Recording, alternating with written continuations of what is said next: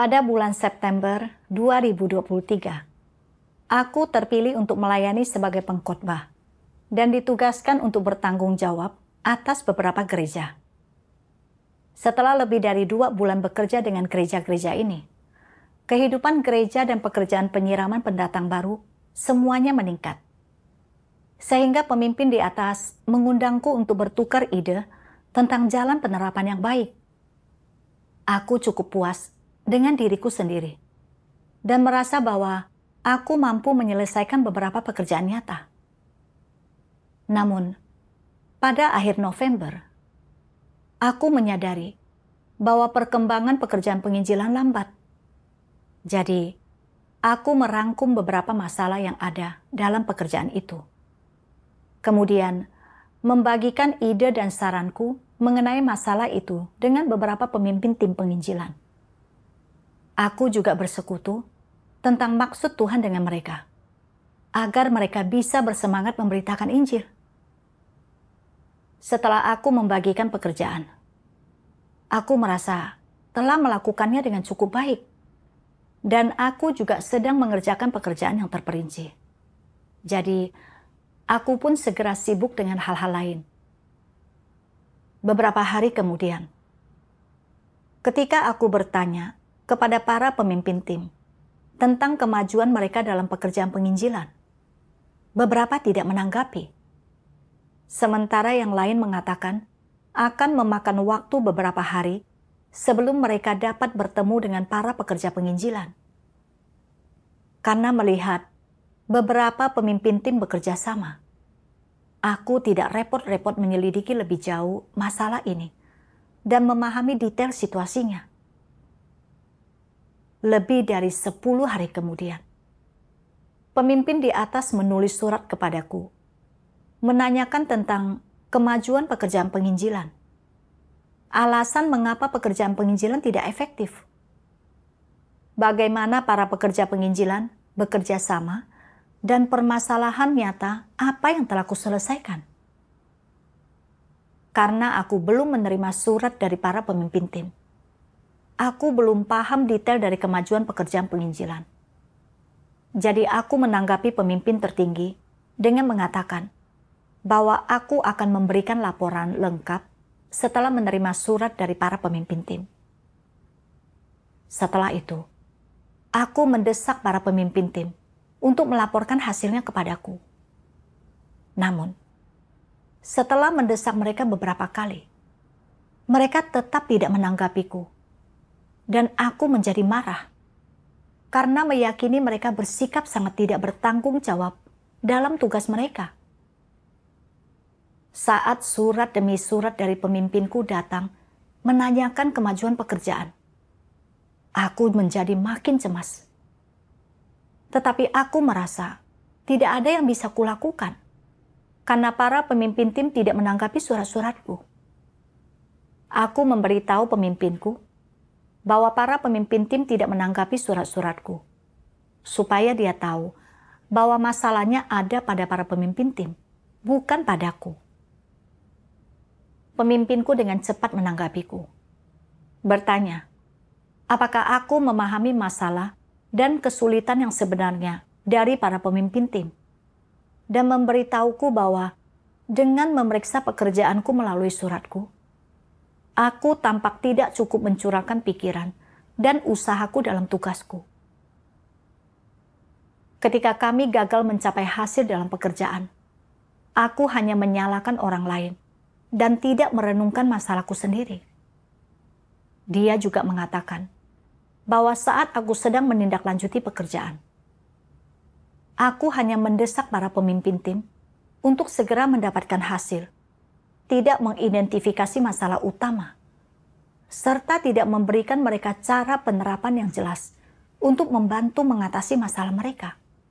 Jadi, tidak mungkin bisa mencapai hasil dalam pekerjaan kami. Aku agak menentang ketika membaca suratnya. Sambil berpikir, aku ingin melakukan pekerjaan dengan baik. Aku telah ikut serta dalam pekerjaan penginjilan dan telah menulis surat serta bersekutu dengan para pemimpin tim tentang keadaan mereka. dengan mendesak mereka untuk segera menghubungi jika mereka menemui kesulitan apa saja. Jika mereka tidak memberitahu masalah mereka padaku, apa yang bisa kulakukan? Sebelumnya, ada penghentian pekerjaan di gereja-gereja ini karena penangkapan massal. Tetapi hanya 2 bulan lebih setelah aku tiba, telah ada peningkatan dalam semua aspek pekerjaan. Kupikir, ini menunjukkan bahwa aku telah melakukannya dengan cukup baik. Tetapi, kau ingin aku merenungkannya. Aku benar-benar tidak bisa menerima persekutuan seperti ini. Saat itu, aku merasa diperlakukan dengan tidak adil. Dan aku bersikap membandel serta mendebat. Makin aku memikirkannya, makin negatif aku jadinya. Dan aku merasa tidak akan mampu melaksanakan tugas itu. Aku menyadari bahwa aku berada dalam keadaan yang salah. Tetapi aku tidak bisa keluar darinya. Dan tidak tahu apa yang seharusnya kupelajari dari situasi itu. Kemudian, aku berdoa kepada Tuhan, memintanya membimbingku untuk memahami maksudnya. Aku menemukan bagian firman Tuhan yang disebutkan dalam video kesaksian pengalaman yang sangat relevan dengan keadaanku saat ini. Tuhan Yang Maha Kuasa berfirman, sebagian orang menghadapi pemangkasan saat melaksanakan tugas mereka, dan mereka berkata, dengan kemampuanku yang terbatas ini, seberapa banyak yang benar-benar mampu kulakukan? Aku tidak memahami banyak, jadi jika aku ingin melakukan pekerjaan ini dengan baik, bukankah aku harus belajar saat aku melaksanakan pekerjaan ini? Akankah itu mudah bagiku? Tuhan tidak memahami manusia. Bukankah ini seperti memaksa bebek untuk bertengger? Biarkan orang yang lebih paham daripadaku yang melakukannya. Aku hanya mampu melakukannya seperti ini. Aku tidak mampu melakukan lebih dari ini. Orang biasanya mengatakan dan memikirkan hal-hal seperti itu, bukan? Semua orang bisa mengakuinya. Tak seorang pun yang sempurna, dan tak seorang pun yang seperti malaikat. Manusia tidak hidup dalam ruang hampa. Semua orang memiliki pemikiran ini dan perwujudan kerusakan ini. Semua orang bisa saja memperlihatkan hal-hal ini dan sering hidup dalam keadaan seperti ini, dan itu bukan atas kemauan mereka sendiri. Mereka tidak ada pilihan selain berpikir seperti ini. Sebelum sesuatu terjadi pada mereka, orang berada dalam keadaan yang cukup normal, tetapi keadaan menjadi berbeda ketika sesuatu terjadi pada mereka. Keadaan negatif secara alami terlihat dari diri mereka dengan sangat mudah, tanpa rintangan atau hambatan, dan tanpa dorongan atau hasutan dari orang lain. Selama hal-hal yang mereka hadapi tidak selaras dengan kehendak mereka sendiri, watak rusak mereka itu tersingkap kapanpun dan dimanapun. Mengapa mereka mampu memperlihatkan watak rusak mereka kapanpun dan dimanapun? Ini membuktikan bahwa manusia memiliki watak rusak dan natur rusak semacam ini dalam diri mereka. Watak rusak manusia tidak dipaksakan oleh orang lain, juga tidak ditanamkan oleh orang lain, apalagi diajarkan, dihasut, atau didukung oleh orang lain. Sebaliknya, orang itu sendiri yang memilikinya. Jika orang tidak membereskan watak rusak ini, mereka tidak akan mampu hidup dalam keadaan yang benar dan positif. Tuhan berfirman bahwa ketika manusia tidak dihadapkan pada masalah, mereka seringkali berada dalam keadaan normal. Tetapi begitu sesuatu tidak sesuai dengan gagasan mereka, mau tak mau, mereka mulai menyingkapkan keadaan yang menentang, tidak menerima, dan tidak puas. Ini adalah masalah yang berhubungan dengan natur manusia. Setelah membaca firman Tuhan, aku menyadari bahwa itu sesuai dengan keadaanku sendiri. Ketika pemimpinku menunjukkan kurangnya upaya dan pemikiran yang kucurahkan dalam pekerjaan penginjilan, serta kegagalanku dalam melakukan pekerjaan nyata, aku merasa diperlakukan tidak adil, bersikap menolak, serta berpikir, inilah yang terbaik yang bisa kulakukan. Aku telah ikut serta dalam pekerjaan dan bersekutu dengan para pemimpin tim tentang keadaan mereka. Dan tidak ada lagi yang bisa kulakukan karena mereka tidak melaporkan situasi mereka saat ini.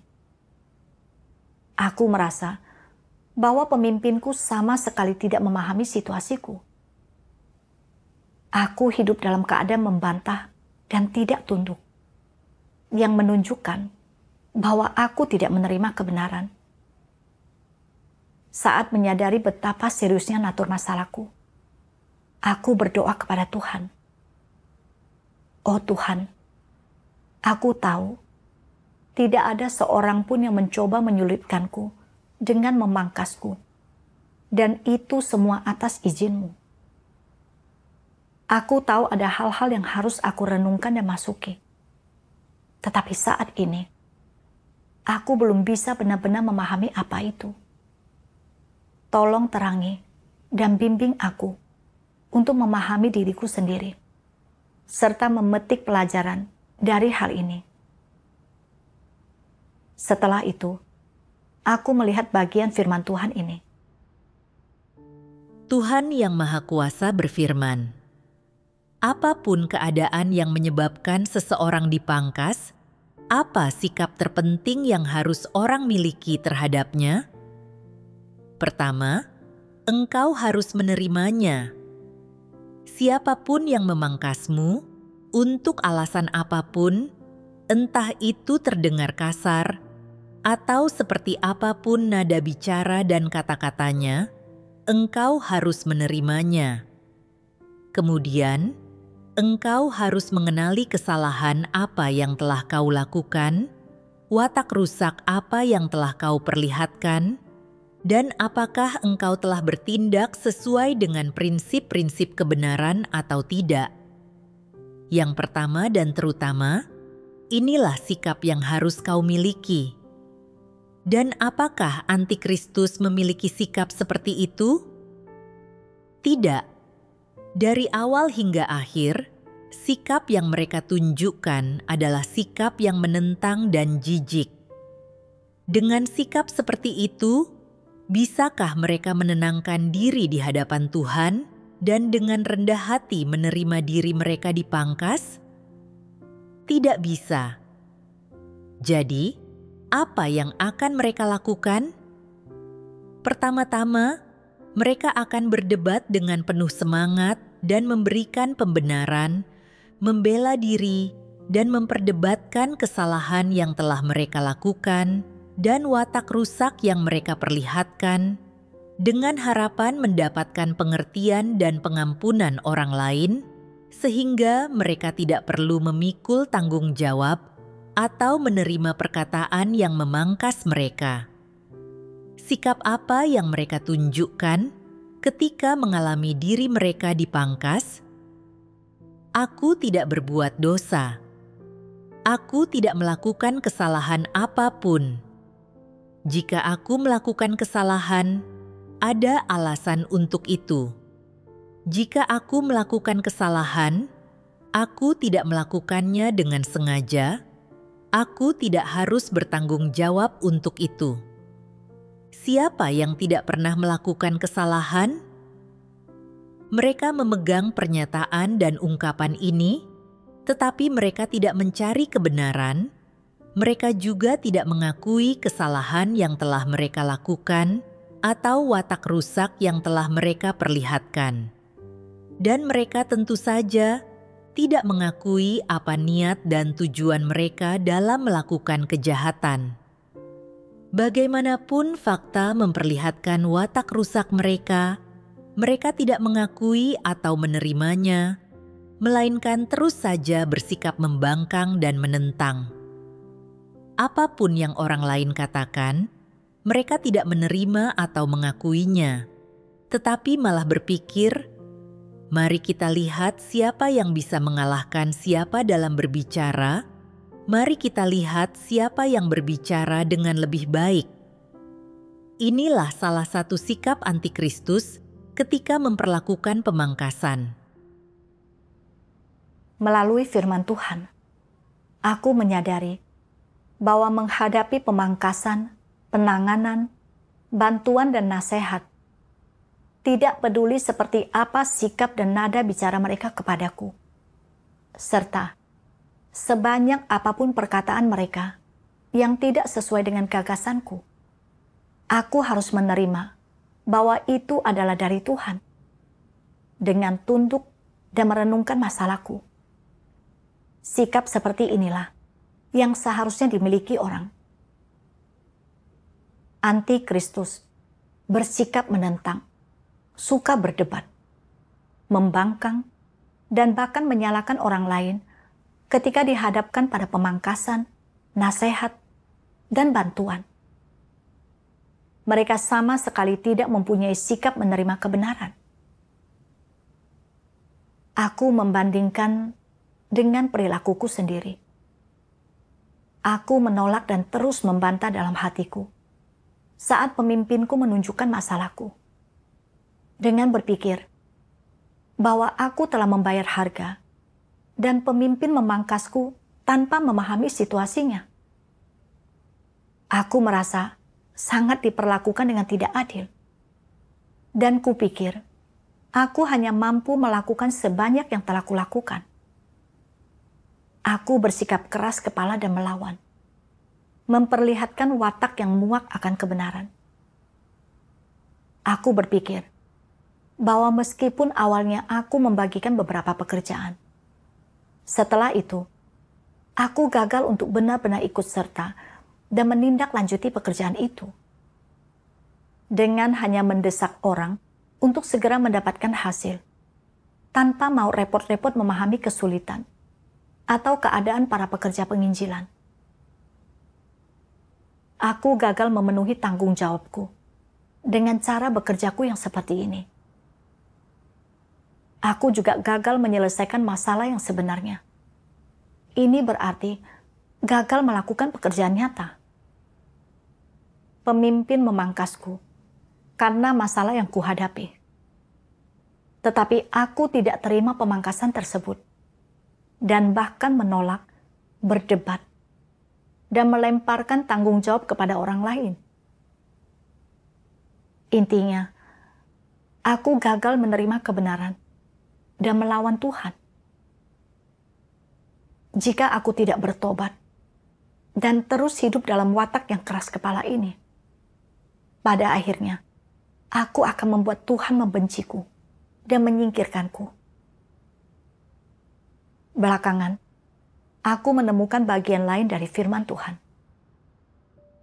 Tuhan Yang Maha Kuasa berfirman, "Di gereja ada orang-orang yang beranggapan bahwa berupaya keras atau melakukan beberapa hal yang berisiko berarti bahwa mereka telah mengumpulkan jasa. Sebenarnya, berdasarkan tindakannya, mereka memang layak mendapatkan pujian, tetapi watak dan sikap mereka terhadap kebenaran itu memuakkan dan menjijikkan. Mereka sama sekali tidak mencintai kebenaran, tetapi muak akan kebenaran. Itu saja sudah sangat menjijikkan. Orang-orang semacam itu tidak berharga. Ketika Tuhan melihat bahwa manusia memiliki kualitas yang buruk, bahwa mereka memiliki kelemahan tertentu, dan memiliki watak yang rusak atau esensi yang menentang dirinya, Dia tidak merasa jijik dengan mereka dan tidak menjauhkan mereka darinya. Itu bukanlah maksud Tuhan, dan itu bukan sikapnya terhadap manusia. Tuhan tidak membenci kualitas buruk manusia, Dia tidak membenci kebodohan mereka, dan Dia tidak membenci bahwa mereka memiliki watak yang rusak. Apa yang paling Tuhan benci dalam diri manusia? Tuhan paling benci ketika orang muak akan kebenaran. Jika engkau muak akan kebenaran, maka karena hal itu saja, Tuhan tidak akan pernah berkenan akan engkau. Ini tidak dapat diubah. Jika engkau muak akan kebenaran, jika engkau tidak mencintai kebenaran, jika sikapmu terhadap kebenaran adalah sikap yang tidak peduli, menghina, dan congkak, atau bahkan merasa jijik, bersikap menentang dan menolaknya. Jika perilakumu seperti ini, Tuhan benar-benar jijik terhadapmu, dan tidak akan ada lagi harapan bagimu untuk diselamatkan. Jika engkau benar-benar mencintai kebenaran di dalam hatimu, dan hanya saja engkau memiliki kualitas yang sedikit buruk dan kurang wawasan, sedikit bodoh, dan engkau sering melakukan kesalahan, tetapi engkau tidak berniat melakukan kejahatan, dan hanya melakukan beberapa hal bodoh. Jika di dalam hatimu, engkau mau mendengarkan apa yang Tuhan persekutukan tentang kebenaran, dan di dalam hatimu, engkau rindu akan kebenaran. Jika sikapmu dalam memperlakukan kebenaran dan firman Tuhan adalah sikap yang tulus dan penuh kerinduan, dan engkau dapat menghargai dan menghormati firman Tuhan, ini sudah cukup. Tuhan menyukai orang semacam itu.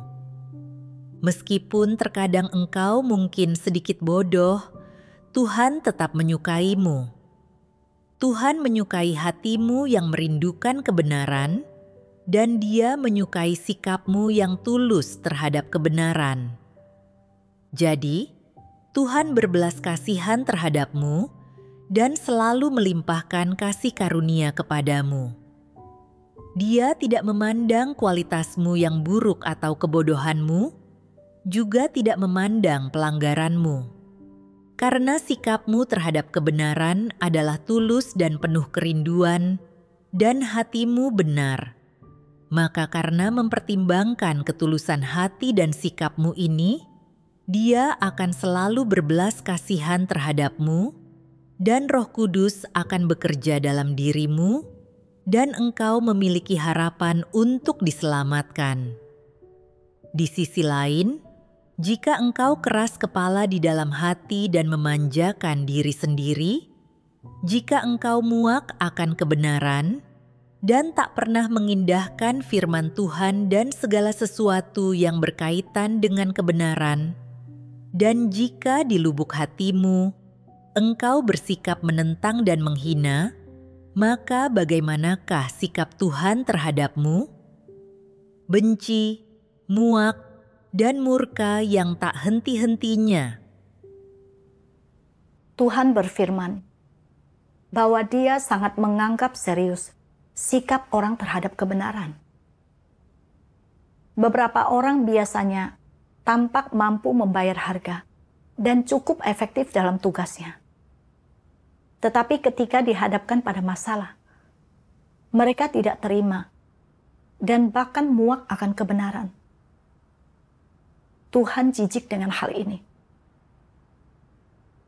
Saat mengingat kembali 2 bulan terakhir, ketika aku telah membayar sejumlah harga dan mencapai beberapa hasil dalam tugasku, aku merasa bahwa aku sudah melakukan pekerjaan nyata. Jadi pemimpinku tidak seharusnya menunjukkan masalahku. Namun, aku menyadari bahwa Tuhan tidak hanya melihat sudah seberapa banyak seseorang menderita, berapa banyak pekerjaan yang telah mereka lakukan, atau hasil yang mereka capai. Dia juga melihat sikap mereka terhadap kebenaran, dan apakah mereka menerima kebenaran tersebut. Jika saat dihadapkan dengan pemangkasan, aku terus-menerus menolak dan tidak menerimanya, serta berdebat dan bertindak melawan Tuhan, maka Tuhan akan jijik denganku. Dan aku tidak akan menerima pekerjaan Roh Kudus. Aku menyadari bahwa hidup dalam watak yang muak akan kebenaran benar-benar sangat berbahaya. Memang benar bahwa pekerjaan penginjilan saat ini tidak efektif. Jadi, aku harus menerima nasihat pemimpinku dan benar-benar membereskan masalah yang ada dalam pekerjaan penginjilan. Di tengah pencarianku, aku teringat pada bagian dari firman Tuhan dan mencarinya.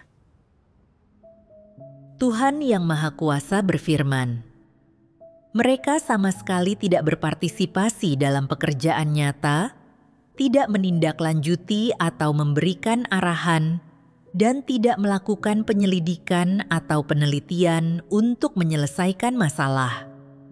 Apakah mereka memenuhi tanggung jawab seorang pemimpin?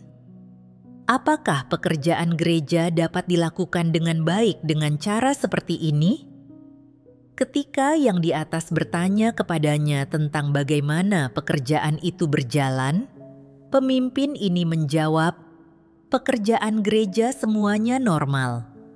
Setiap bagian pekerjaan ada pengawas yang menanganinya.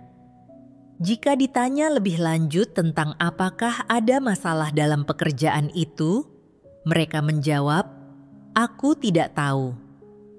Mungkin tidak ada masalah." Seperti inilah sikap pemimpin palsu terhadap pekerjaan mereka. Sebagai pemimpin, engkau sepenuhnya tidak bertanggung jawab atas pekerjaan yang diberikan kepadamu. Semuanya diserahkan kepada orang lain, tanpa engkau menindaklanjuti, tanpa mengajukan pertanyaan, atau tanpa membantu menyelesaikan masalahnya, engkau hanya duduk di sana seperti mandor yang tidak mau turun tangan. Bukankah engkau sedang mengabaikan tanggung jawabmu? Bukankah engkau sedang bertindak seperti seorang pejabat? Tidak melakukan pekerjaan spesifik, tidak menindaklanjuti pekerjaan, tidak menyelesaikan masalah nyata. Bukankah pemimpin semacam ini hanyalah pajangan? Bukankah mereka pemimpin palsu? Ini adalah contoh khas seorang pemimpin palsu. Firman Tuhan mengungkapkan keadaanku saat ini. Pekerjaan penginjilan adalah salah satu tugas utama yang ditindaklanjuti oleh para pemimpin dan merupakan tanggung jawabku. Tetapi setelah membagi pekerjaan, aku mulai berpikir bahwa pekerjaan penginjilan adalah tanggung jawab para pemimpin tim. Kupikir aku cukup duduk saja dan menunggu mereka mendapatkan hasil dan tidak fokus memahami keadaan para pemimpin tim atau masalah yang muncul di saat mereka melaksanakan tugasnya. Namun, ketika pemimpinku menanyakan kemajuan pekerjaan kami, aku mengatakan bahwa pemimpin tim belum menghubungiku. Sudah jelas bahwa akulah yang bertanggung jawab atas pekerjaan itu. Tetapi aku tidak melibatkan diriku dalam mengecek kemajuan pekerjaan secara terperinci. Dan justru ingin lepas tangan. Bukankah ini perilaku seorang pemimpin palsu? Pada saat itu, aku akhirnya bisa menerima nasihat pemimpin dalam hatiku. Kemudian, aku melihat bagian dari firman Tuhan yang berbunyi. Apa yang dimaksud dengan pengawasan? Pengawasan meliputi pemeriksaan dan pemberian arahan. Ini berarti menanyakan secara spesifik dan mendetail tentang pekerjaan, mempelajari dan memahami kemajuan serta titik lemah dalam pekerjaan, mengetahui siapa yang bertanggung jawab dalam pekerjaannya dan siapa yang tidak, serta siapa yang mampu dan tidak mampu melakukan pekerjaan tersebut, dan lain sebagainya.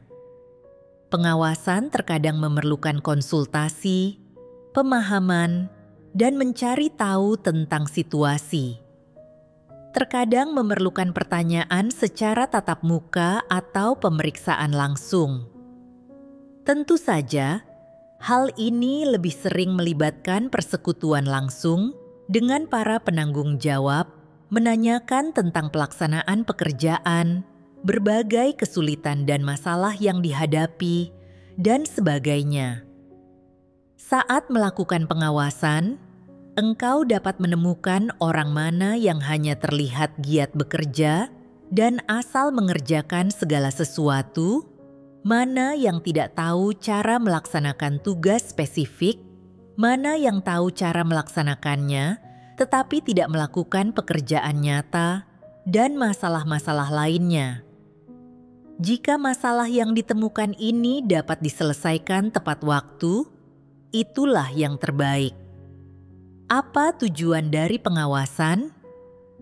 Tujuannya adalah melaksanakan pengaturan kerja dengan lebih baik untuk melihat apakah pekerjaan yang telah engkau atur sudah tepat, apakah ada kelalaian atau hal-hal yang belum engkau pertimbangkan, apakah ada bagian yang tidak sesuai dengan prinsip-prinsip, apakah ada aspek yang menyimpang, atau bagian yang terdapat kesalahan, dan sebagainya.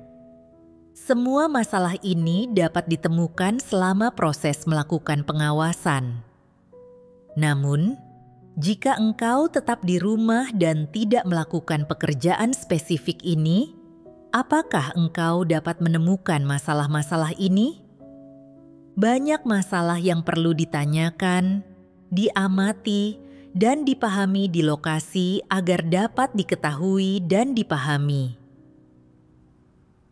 Melalui firman Tuhan, aku menyadari bahwa mengawasi pekerjaan bukan hanya sekadar membagikan tugas kepada orang lain, lalu menunggu mereka mendapatkan hasil, melainkan benar-benar ikut serta dalam pekerjaan dan mencari tahu masalah sebenarnya yang terdapat dalam kemajuan pekerjaan tersebut.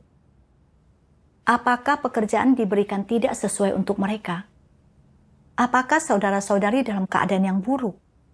Atau apakah mereka memiliki sikap yang buruk dalam melaksanakan tugasnya? Para pemimpin harus memahami dan memegang hal-hal ini dengan rinci, serta mempersekutukan kebenaran agar masalah dapat diselesaikan tepat waktu. Inilah yang dimaksud dengan melakukan pekerjaan nyata. Aku merenungkan bagaimana aku hanya membagikan pekerjaan kepada para pemimpin tim, lalu terus-menerus menekan mereka untuk mendapatkan hasil. Aku sama sekali tidak menjalankan tanggung jawabku sebagai seorang pemimpin. Aku tidak berbeda dengan para pejabat naga merah yang sangat besar, yang hanya duduk diam dalam posisi status mereka, tetapi tidak pernah melakukan pekerjaan nyata. Apapun pekerjaan yang seorang pejabat sedang lakukan, mereka hanya mengulang slogan, meneruskan instruksi dari atasan ke bawahan, dan melakukan pekerjaan yang membuat mereka terlihat baik. Dalam kasusku sendiri, aku hanya memeriksa pekerjaan agar bisa melaporkannya kepada pemimpinku, dan bukan untuk membereskan masalah serta kesulitan sebenarnya yang terdapat dalam pekerjaan penginjilan. Tuhan jijik dengan sikap kerja seperti ini. Jika aku tidak memperbaiki sikapku, aku akan menyebabkan kerusakan pada pekerjaan gereja, dan dengan demikian melakukan kejahatan dalam tugasku.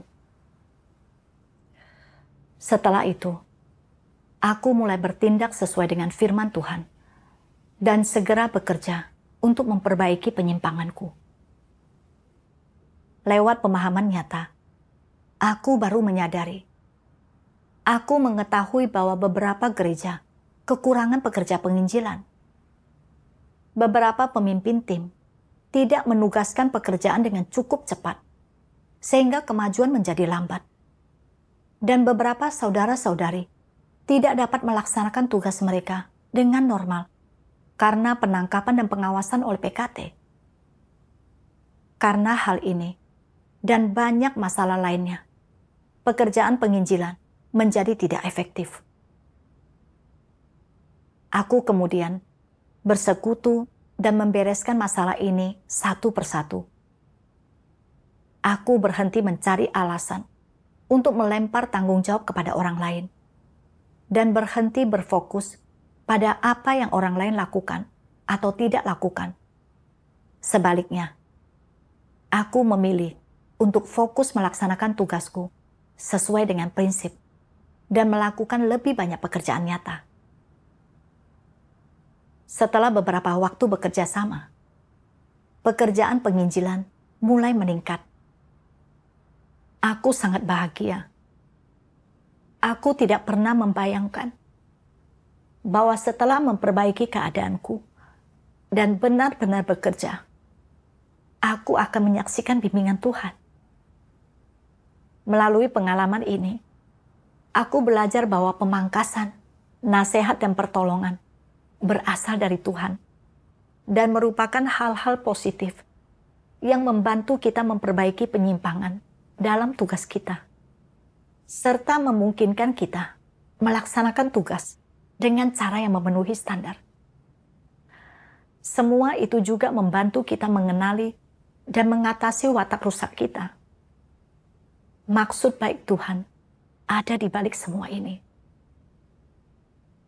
Sebagai hasil dari pengalaman ini, aku belajar secara langsung tentang manfaat menerima pemangkasan, nasihat, dan pertolongan, serta mulai mengetahui cara memeriksa dan mengawasi pekerjaan. Syukur kepada Tuhan atas bimbingannya.